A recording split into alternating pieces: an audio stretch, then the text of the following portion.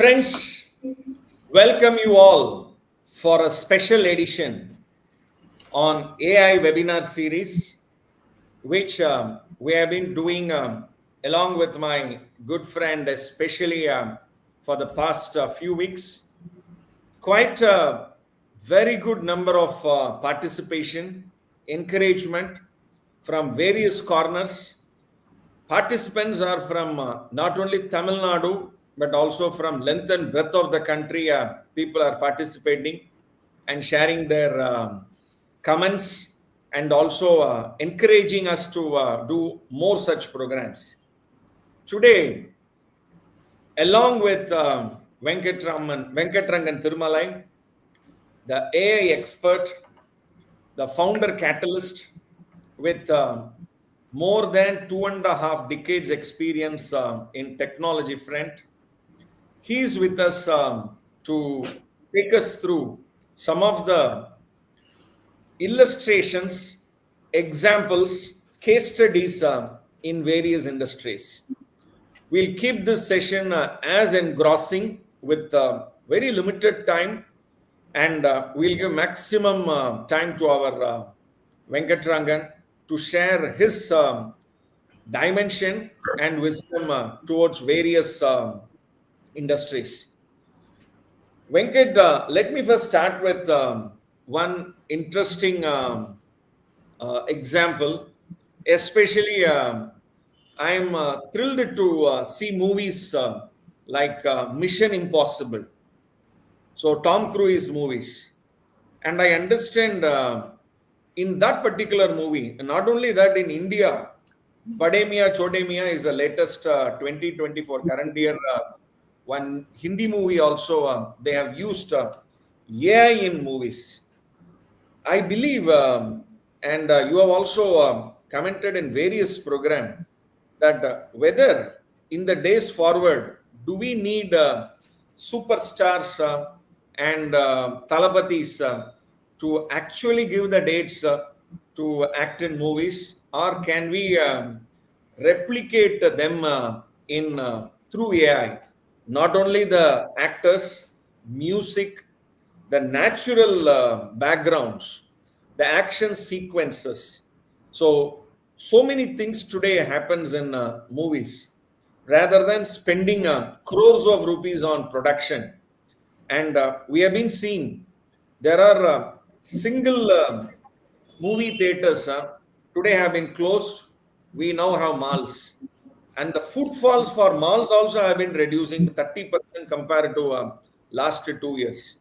And in this scenario, whether people will go to movies in the days to come, and how AI will actually visualize this industry in the current day and also future. Over to Venkat.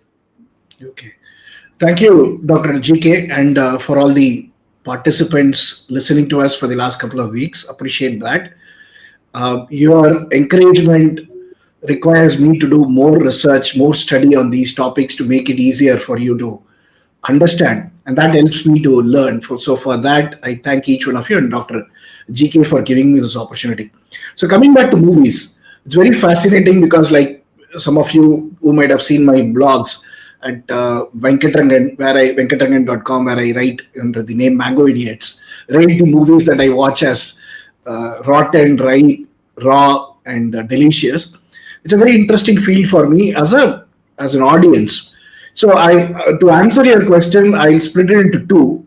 What is being done today, what is possible, what is likely to come in the future. We'll split it into two. Because as audience, when we sit, we are engrossed by the hero, heroines, the actors, the dialogues, the motion, the visuals, but we don't actually think about how it is made. Like the saying goes, right? If you know what is happening in the kitchen, the dish doesn't taste as good as you really think. Sometimes you shouldn't be looking at the kitchen. So same thing goes for the movies also. Today, one of the things we are seeing these deep fakes which are being used for malicious purposes, but we have also seen the good side of it. Because in recent Rajnikant's Vetayan, we saw the late Malaysia Vasudevan voice coming back to sing a song. It was very nostalgic for many of us who like Malaysia Vasudevan's voice. It's a very different voice. So we could bring back those old singers. I'm very sure more devotional song by M.S. Subbalakshmi Amma we all would like to hear. And even the gods in Tirupati, God in Tirupati will also be very looking forward to hear MS Amma again in her very devotional voice. Those are some examples that are possible today in the technology, where you train these models on the voice corpus that you've got, and you are going to give it a new content. It's going to sing in those. That's a very forget about the technology, but it's very easy for us to visualize. Same thing we can do for actresses. One of my thing I'm actually looking forward is to a movie with a new story, but with our late MGR acting on it, or it could be any other Hollywood actor that you would like to see. Each of us have our own favorites, right? So we like to see it. I definitely in the recent Vijay movie, I like the young Vijay coming and playing those parts, though he played a antagonist role. It was very interesting to watch. Those are all, again, we could imagine, we could visualize. Those technologies are today available. Both the voice and the video, de-aging, all those are available today, but they are extremely expensive today, just like any piece of technology. But these are going to become more and more affordable, cheaper for even a small producer to do. I'm sure there's lots of creative people in Tamil Nadu or in other states, say in Andhra with NTR, late Sri NTR. A lot of people who have very creative stories where late NTR could act, late MGR could be acting, and they don't have the tools to do it. I'm not going into the ethical angle whether you should bring dead people again acting or dead people singing again. Let's not go into this. We are only talking the technology. We'll assume it's all being done ethically, responsibly, and all that.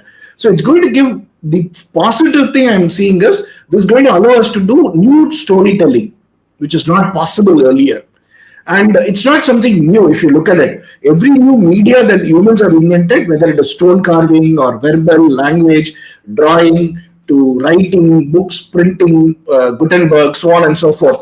We're all, what is, I'm able to read a Tirukkural written 2000 years back. It is Thiruvalluvar's thoughts. Similarly, so it's like bringing back the dead.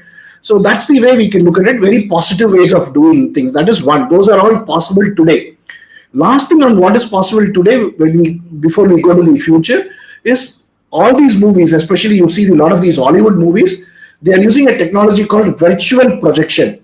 It's a very simple thing. They put a screen behind the action. Earlier they used to do a green screen. That's why I have a green background behind me. I can change what I want to show there. But that's post-production. I record in a green screen background. I change wherever green comes with whatever visuals I want.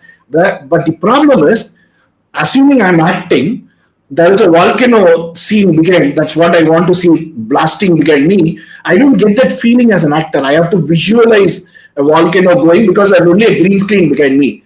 But whereas in a virtual projection, it's actually gigantic screens, displays behind me, and they are going to show the volcano. But the beauty is, you would have seen the old Hollywood thing, making of movies, right? There will be a static car, but the scene behind them will be moving.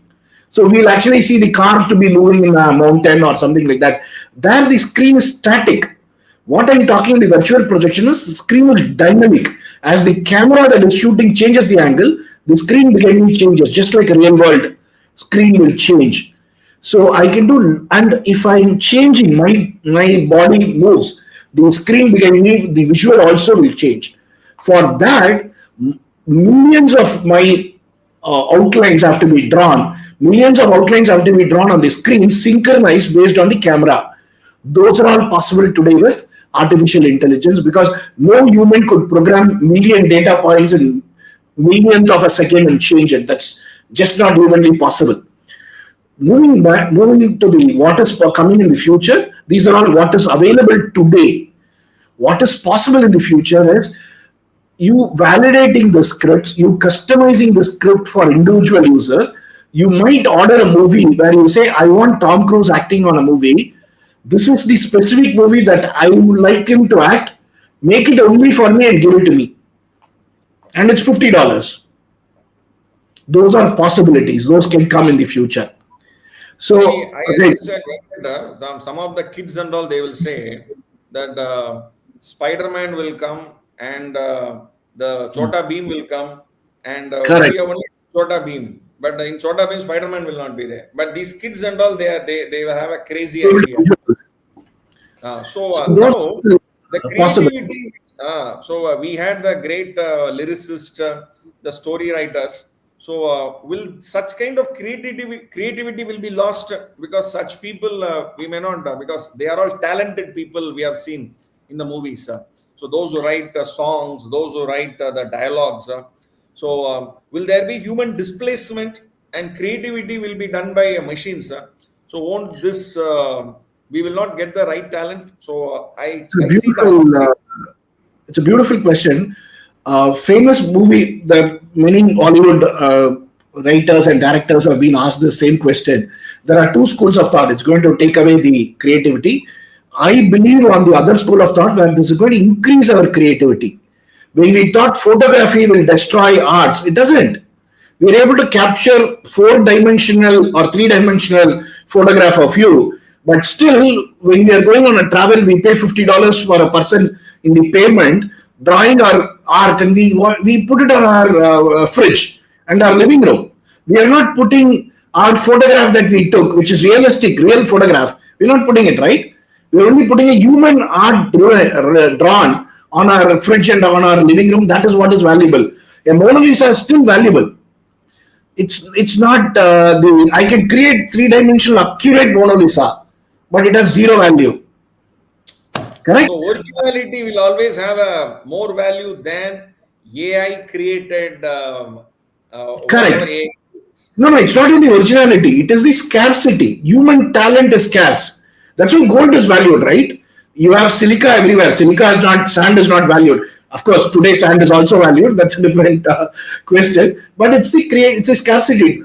In another couple of years, real diamonds are not going to be unearthed. It's going to be only lab diamonds because unearthing real diamonds sends the money to the blood diamonds, the groups which are there. We don't want all these ecological problems and all that. Similarly, human created content is also going to have a market, just like today arts have value, still photographs has its value, but millions and millions of photographs have been taken.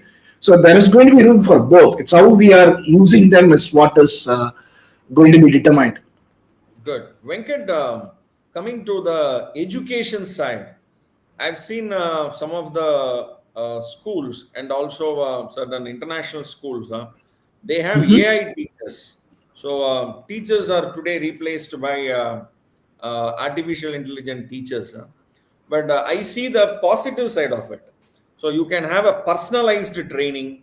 So where the teachers can be supported by AI tools or AI for their teaching methodologies. And most importantly, whenever a student's performance drops, so he is not doing well. So analyzing his strength, his weakness, and then improving his knowledge and giving training towards his weak areas. I think this is something which AI can bring revolution in education. I wish to listen to you, Venkat, on what changes AI can bring in education field. That's a very interesting question, Dr. GK. Today, look at this example. Today, I was talking to a school principal, a friend of mine. I was discussing with her the very same topic. She had her own apprehensions and also the positives, like you were talking. But today, if I asked her, "What is your challenge today?" Let's not go with an hammer. Then everything will look like a nail for us. If you have AI in the kitty, everything I look at is going to be a problem for AI. It need not be, right? So I asked her, what is the challenge that you are facing today in modern schools that you are running? She's running a school of about 1,000 people, 1,000 students. She said, my biggest problem is that ever increasing education policy, whether it is in the state level or central level. Today's education policy, both at the state and central, not picking up any politics or isolating or picking up anyone. They're all doing it with good intentions. She says every minute detail of a student life inside the school is now covered in the education policy. What should I be teaching inside the class, outside the class? the extracurricular activities, how should I be measuring them? Everything is told in the policy. Her complaint is that, I won't say complaint, her challenge, she says is, how do I keep up with all this ever-changing policy? I have a school to run. I have about 100, 200 teachers. I have 1,000 students. I have 2,000 parents to answer. And this combination is what takes my time every day. How am I going to keep reading these policies that are ever going to change? And these policies, she said, are not small. They are a couple of 100 pages plus, number one. Number two, she says there is new research coming in. We all have heard Finland as the best education system, etc. Like that, today there is phenomenal amount of research coming in across the world on what is the best way to teach students, handle dyslexia, handle this challenge, that challenge, so on and so forth. Because we are living in an ever-changing world. So one is the policies. Second is these best practices, these researchers. Third, how do I customize in a classroom of 100 people, 50 people, 30 people, whatever? My teacher's time today goes on predominantly classroom training, evaluating them, which always we used to do. Now, inputting all this data into computers, reporting and all that. This kind of reporting was never done when you and me were in school 30 years back. Today, reporting, this kid breathed 10 times. Teacher has to record it. Otherwise, if he sneezes, there is a cold, somebody is going to accuse the teacher, oh, he had cold, you never noticed it for this kid. That because our expectations of from as parents also have increased. So she says, that is my challenge. I don't have these teachers' time to, one, I can't be reading these policies and best practice. I don't have the time. Second, the teachers don't have the time to look at individual student, to customize it for them. That's where AI can really play part, because for AI to learn all these policies, state, central, municipality, whatever, and the best practices across the world, and go through the individual student, because there can be online, the AI could be monitoring the students' progress. It's going to know these test results of each of these students, and it can give the recommendation to the teacher and the principal. Oh, Venkatrangan is there. Teach him calculus in a way through movie examples.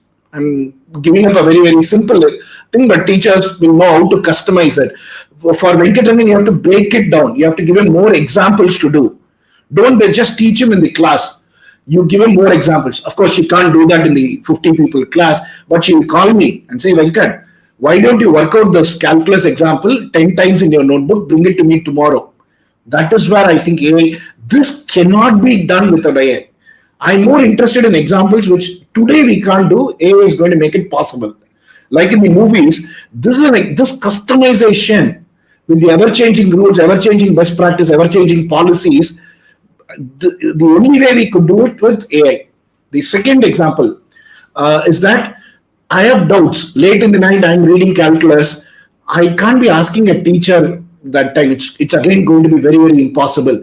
But I can write it in my paper. I can pick up a book like this, write the calculus problem, say here I'm stuck, show it to the camera, and ChatGPT will be able to tell me, you are stuck here. This is how you go about solving it. I have a personalized tutor for me. That is how. Yes, students can cheat by using ChatGPT, but that's not the point. I had this question because that is the other side of it. Today, that is the technology is the negative side.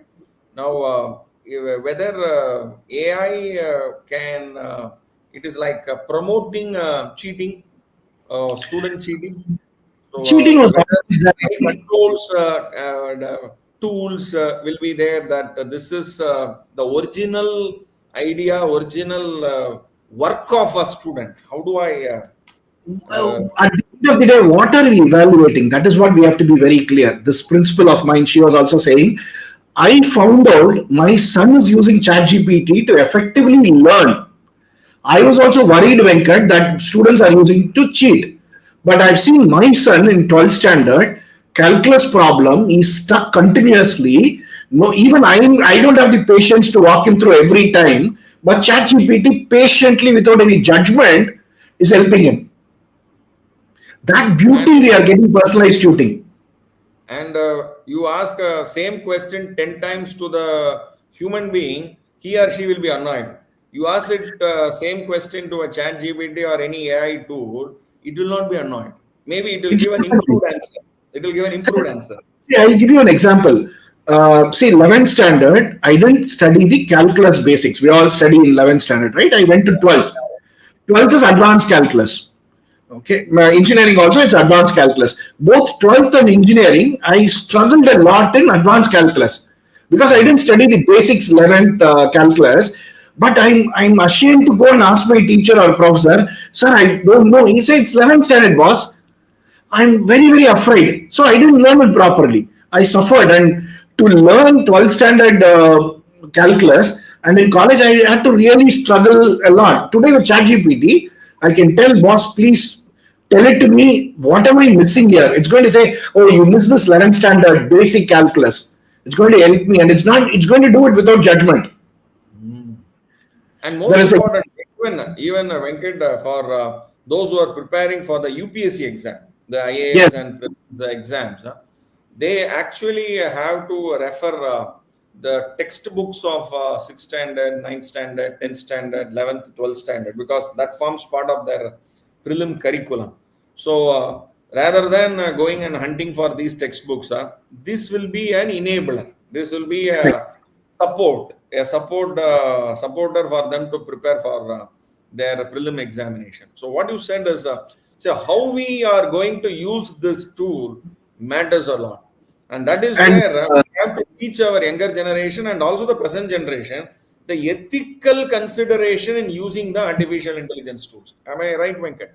Absolutely. See, like we today, in the conversation with the principal, we were talking about how we are teaching students on social science, right? We all had social science, moral science, and all that thing. At the 6th standard, 7th standard, they are not going to learn driving, obviously. But we tell them road sense, look left, look right, look left, and then cross. What is red, yellow, green in signal we are teaching them? Just like that, we have to teach them how to use these tools. We don't need to teach them ChatGPT, Google Gemini, Copilot. By the time these kids are going to come to college, those are going to go away and something new is going to come. But we have to say, how do you use machines? How do you use computers? How do you use these artificial intelligence? 10 years, when we were in school, calculator we can't be taking inside the school. Today, no school student is without a calculator. Does it make the students not know mathematics? No. These kids are doing advanced calculus in 7th standard, 8th standard, which I can't even learn in 12th.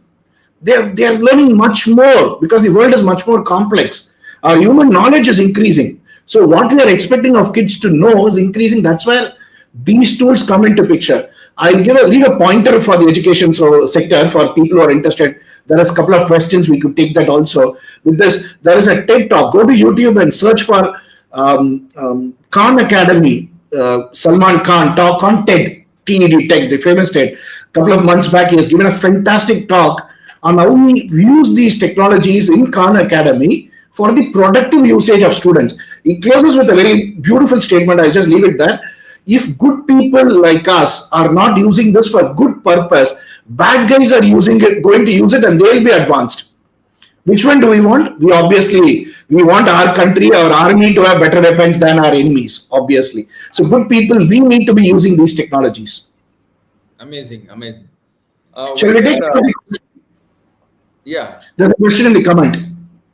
Yeah, so there are, because these are all questions on direct taxes, indirect taxes, customs, and finance side questions.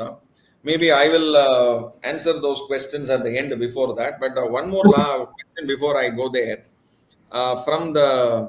We say Sardar Vallabhbhai Patel, somebody asked questions. One foreigner asked him. So you are from India. So what culture you follow? And you have been eating with your hand. Is this your culture? Your country has taught you? At that point of time, Patelji said, "No, our culture is agriculture." Okay, and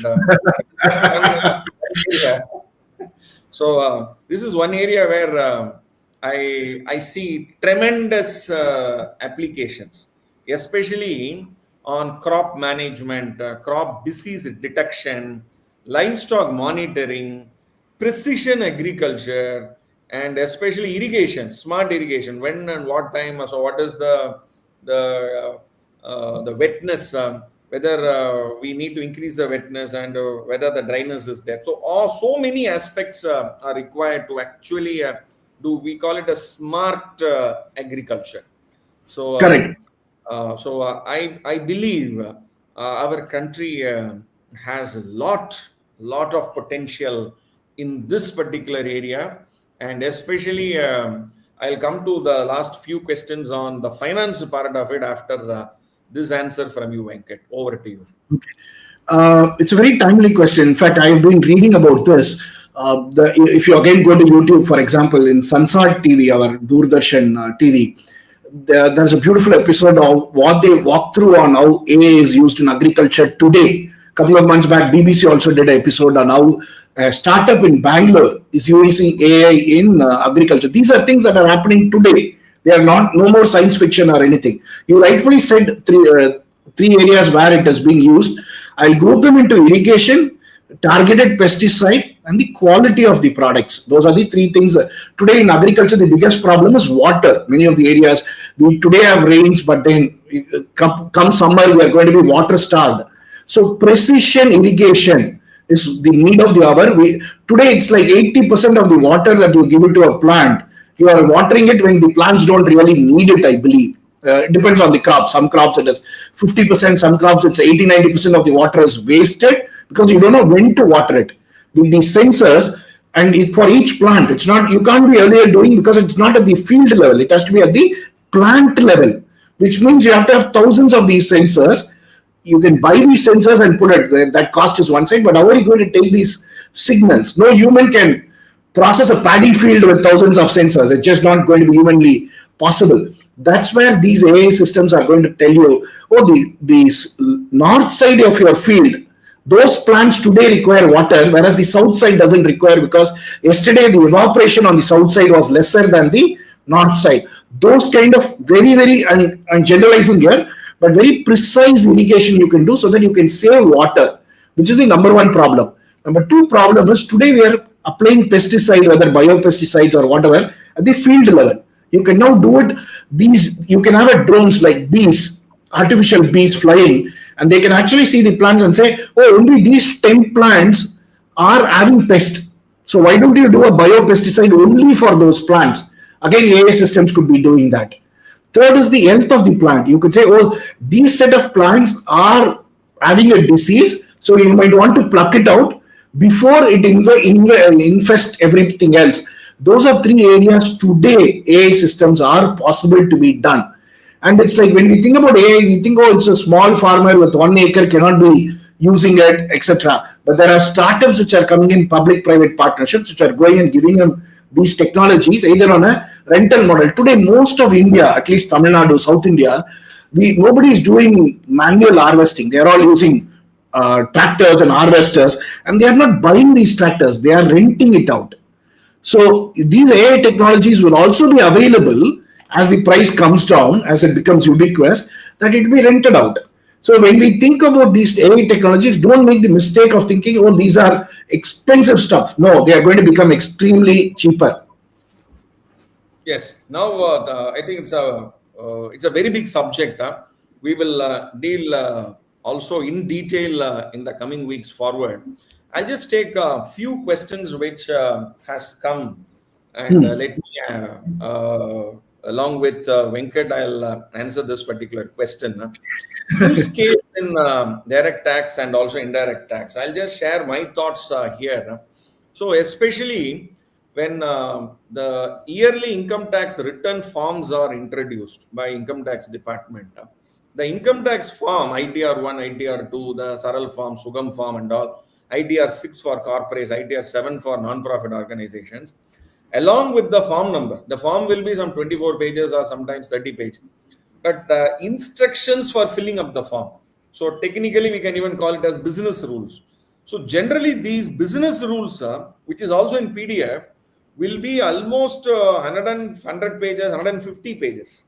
So that will be the number of, because form is only 24 page or 30 page. But the instruction to fill the form is almost 4 times of that form. And this is a place where the artificial intelligence can play a role. there are many. I'll just share with you some very, very interesting example to help us here.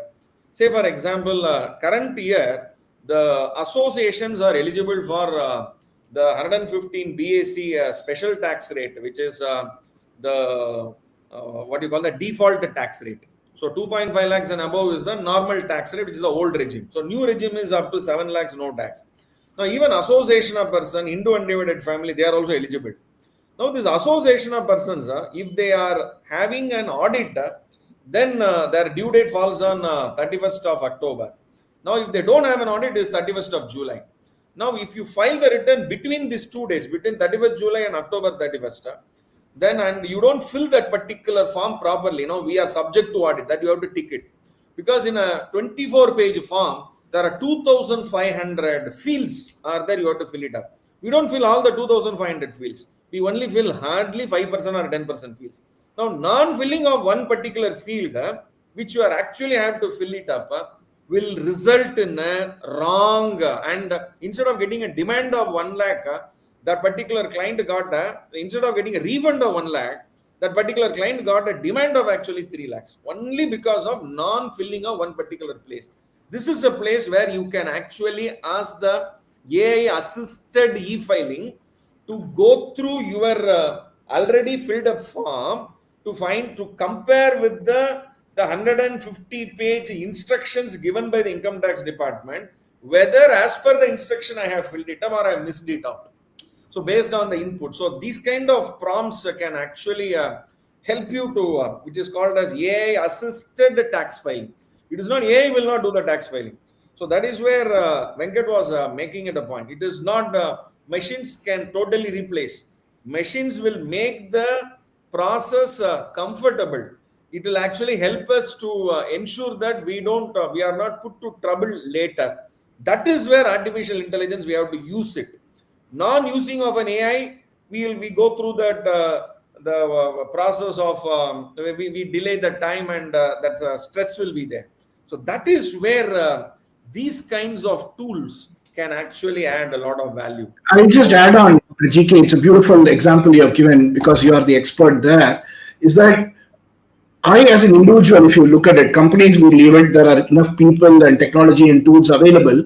I, as an individual consultant, I give all this data to my auditor, but no auditor can go through all the transactions I've done, especially all the UPI transactions itself. Even I can't go through all the transactions. That's where a system at your end can go through all these transactions and validate for your own professional requirements that Venkat is true to whatever he has said he is doing. I've gone through all the transactions. It's going to help you. Similarly, when you file a return or you prepare a return, I'm not interested in that tabular column that you give me. I'm going to be interested, Dr. GK, what is the final summary of the return that you are giving me?